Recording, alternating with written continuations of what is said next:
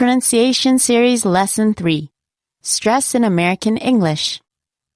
We hope you find this lesson just as informative as the previous lessons. We're moving on now to sentence stress, so we're moving on to the bigger picture in the English language. Right. You might find this lesson interesting even if you already have a solid knowledge in English. If you don't, it'll give you a head start. Now, as you may or may not know, English is a stress language. This means that every word has at least one syllable that is more audible than the rest of the syllables. A syllable being the part of a word which can be said in one beat. When we stress the wrong syllable, the word may be harder to understand. Also, stress only falls on vowels and not consonants. For example, the word star has one syllable and one stress. Over the A. Star. A two-syllabic word, such as lesson, also has one stress. This one is on the first syllable. Lesson. Another two-syllabic word is forget.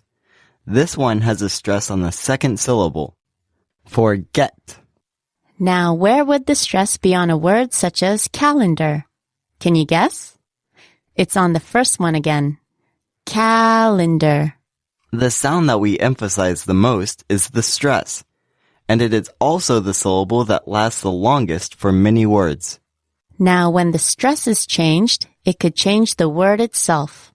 Here are examples of words with functional difference when we change the stress. Increase is a noun, and increase is a verb. Right. The noun, increase, has the stress on the first syllable, and the verb, increase, has the stress on the second syllable. And here's an example of how sometimes it's hard to understand different accents.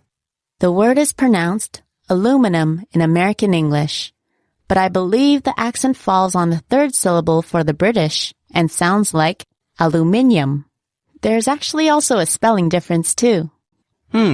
That's why sometimes it's interesting to see an American and British person talk and see how they can misunderstand each other and then get frustrated. It's pretty funny.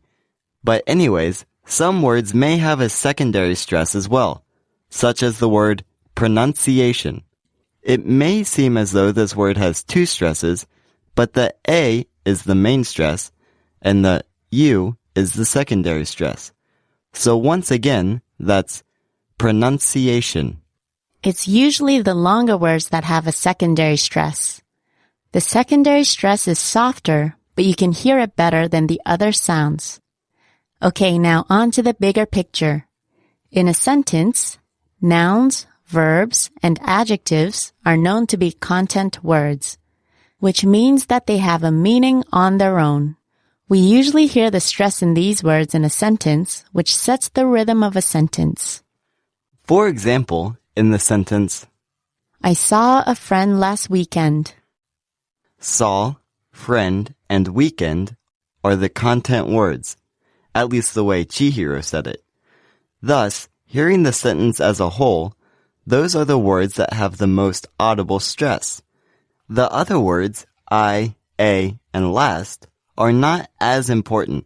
Therefore, we do not stress them as much when we are speaking. This doesn't mean that we don't say them, but we just don't emphasize them as much. Of course, depending on what you want to convey, the stress of the sentence may change. If Ryan says, I saw a friend last weekend, you can tell that he's trying to make it clear that it was last weekend and not any other weekend. So, in this sense, the content words can change according to what I want to convey. You might think, how do people understand the unstressed words if you can barely hear them? If you think of the unstressed sounds as the minor characters in a play and the stressed as the leading roles, then you can see how they both need each other. The story wouldn't make sense without the minor characters, yet most of your attention is on the main character. Stress is an important aspect to know and understand when learning English. It will also set the stage for the next lesson. Now, if your native tongue is not a stressed language, then it may be hard to pronounce words as well as hear and understand them at first. But Once you recognize the difference, you'll know what to look out for and what to practice. You can take out a book and read the sentences out loud for practice. Which do you think are content words? When you practice reading out loud, you might want to exaggerate the content words.